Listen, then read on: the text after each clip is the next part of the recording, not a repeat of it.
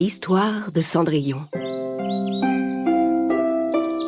Il était une fois, dans un pays lointain, une ravissante jeune fille nommée Cendrillon. La mère de Cendrillon, qui était très bonne, était morte depuis longtemps, et son père s'était remarié avec une autre femme. Cette femme avait 2 filles, aussi arrogantes, jalouses et querelleuses qu'elle. Elles passaient leur temps à se disputer pour des choses aussi stupides qu'une simple brosse à cheveux. Mais arrête! Mais arrête, je te dis! Non, elle est à moi! Non! Rends-la-moi! Un jour, le père de Cendrillon dut partir pour un long voyage. La belle-mère en profita pour confier tous les travaux les plus pénibles de la maison à la pauvre Cendrillon. La jeune fille occupait tout son temps à laver, transporter du bois et préparer le repas pour sa belle-mère et ses 2 filles. Elle avait beau travailler dur, la cruelle marâtre et ses vilaines filles la traitaient de plus en plus durement. Mère, Cendrillon est tellement sale. Ne la laisse pas manger avec nous. Ni dormir dans notre chambre. On fait des cauchemars. Cendrillon, tu entends ce que disent mes filles? Tu iras te trouver un endroit pour dormir au grenier. La pauvre Cendrillon dut s'installer au grenier dans une vieille chambre sombre et poussiéreuse. De sa petite fenêtre, elle regardait le jardin et de temps en temps, elle recevait la visite d'un joli pigeon blanc. « Bonjour, joli pigeon !» Au bout de quelques jours, tandis qu'elle nettoyait sa chambre au grenier, Cendrillon rencontra 2 petites souris. « Tiens, qui êtes-vous tous les 2 ?»« Moi je suis Cheddar. Et moi c'est Mozzarella. » « Et moi, je suis Cendrillon. Dites-moi, vous devez aimer le fromage? Je pourrais vous préparer un délicieux repas. » Oh oui! Oh merde de faim! Ça fait des heures qu'on n'a pas pu aller chercher à manger dans la cuisine. Il y a un gros monstre poilu qui nous empêche de passer. C'est encore ce gros vilain chat. Ne vous en faites pas, demain matin, je vous préparerai un bon petit déjeuner. Le lendemain matin, Cendrillon descendit dans la cuisine sans faire de bruit. Pendant ce temps, le vilain matou attendait devant le petit trou de souris du mur de la cuisine pour attraper Cheddar et Mozzarella. Cendrillon prit discrètement des morceaux de fromage et les emporta avec elle pour remonter au grenier. Mais elle se trouva nez à nez avec les filles de sa belle-mère. « Qu'est-ce que tu tiens là? Et où est-ce que tu comptes aller avec ça, hein? C'est juste un petit peu de fromage pour le petit déjeuner. »« Mère! Tu entends ça? Cendrillon vole notre nourriture. »« Moi voler? Non, c'est faux. Je ne vole jamais. »« Tais-toi! Voleuse et menteuse avec ça. Quelle vilaine fille tu es! » Les petites souris descendirent l'escalier et se mirent à courir dans la cuisine pour effrayer les vilaines sœurs. Ah! Oh non, une souris! Ah! Oh non! Quelle horreur! Va-t'en! Oh non! Pas une souris! 2! Au secours! La belle-mère s'apprêtait à chasser les 2 petites souris quand soudain, on entendit frapper à la porte. C'était l'ambassadeur du palais. Sa Majesté le Prince donnera exceptionnellement un grand bal au château demain soir. À cette occasion, toutes les jeunes filles du royaume sont invitées. Dès qu'elles entendirent parler du grand bal, Javotte et Anastasie se précipitèrent dans leur chambre, tout excitées, pour choisir la robe qu'elles allaient porter. Leur mère aussi tenait à ce que ses filles se fassent belles. Les 2 méchantes sœurs obligèrent Cendrillon à leur préparer les plus belles tenues pour le bal.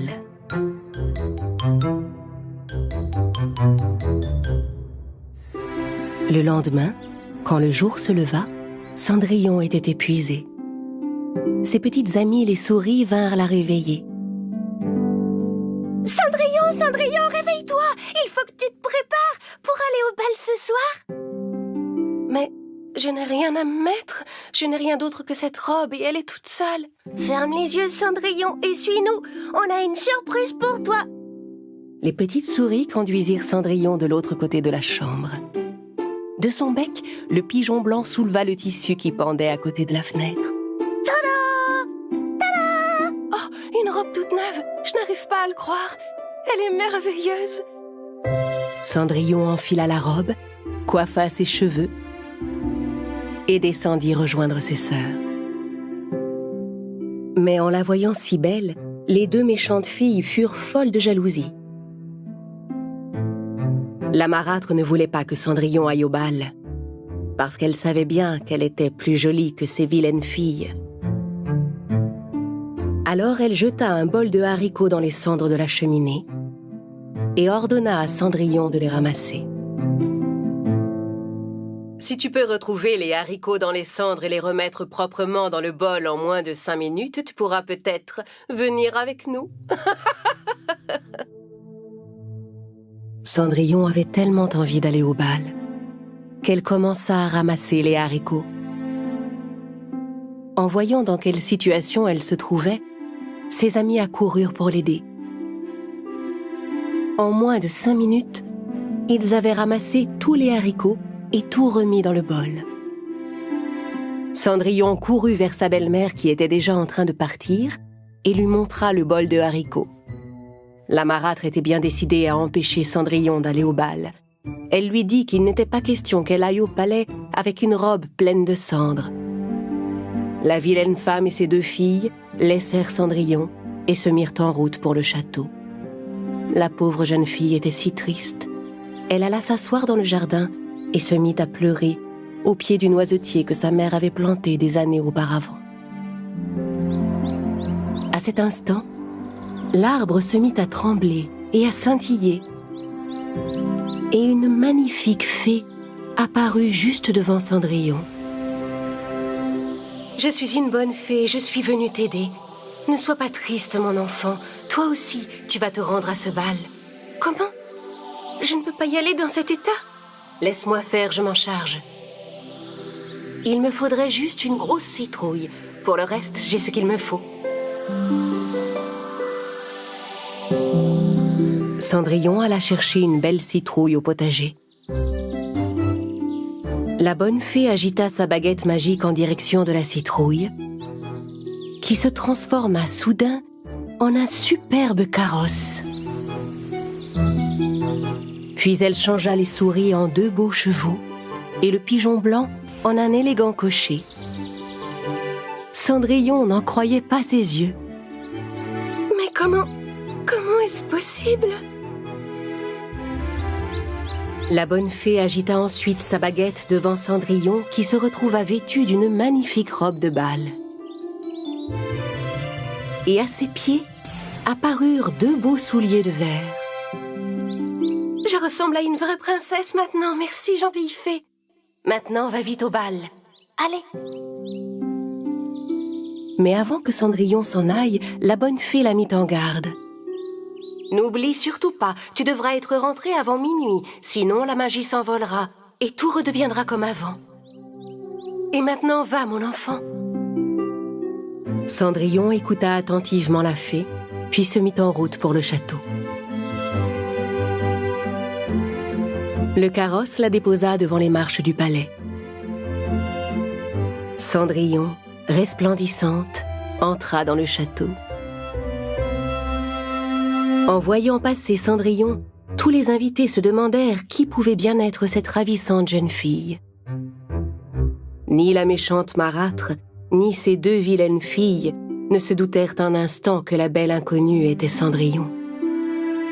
Le prince s'avança vers la jeune fille et tomba aussitôt amoureux d'elle.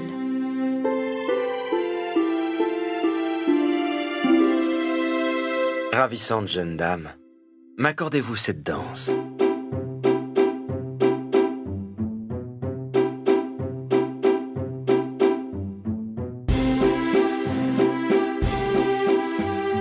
Cendrillon était tellement émerveillée de danser avec le beau prince qu'elle ne voyait pas le temps passer.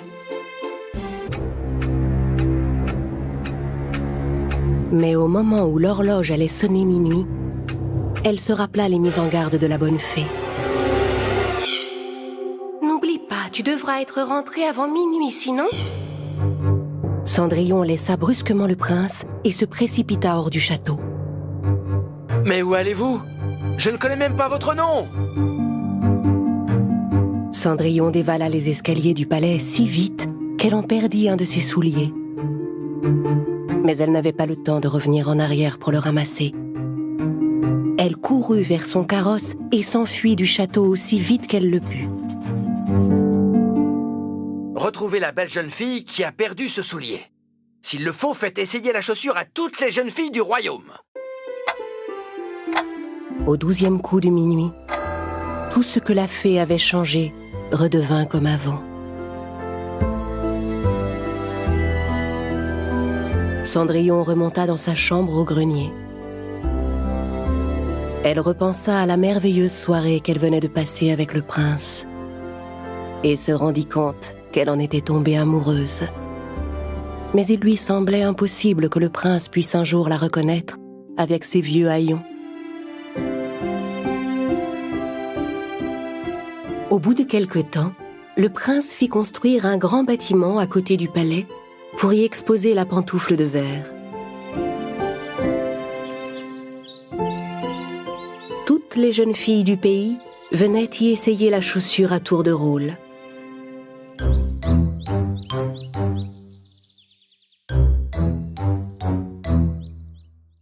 Même la belle-mère de Cendrillon emmena ses filles essayer le soulier. Mais elle refusa que Cendrillon les accompagne. Tu perds ton temps. Tu étais restée à la maison.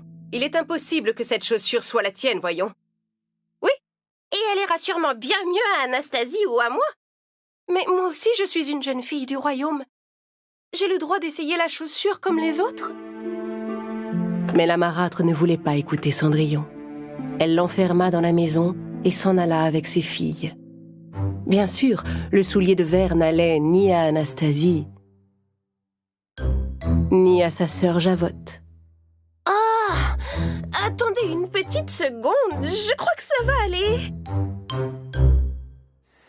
Le soir venu, alors que le palais du soulier de verre illuminait la nuit, Cendrillon parvint à s'échapper de la maison grâce à l'aide de ses amies les petites souris.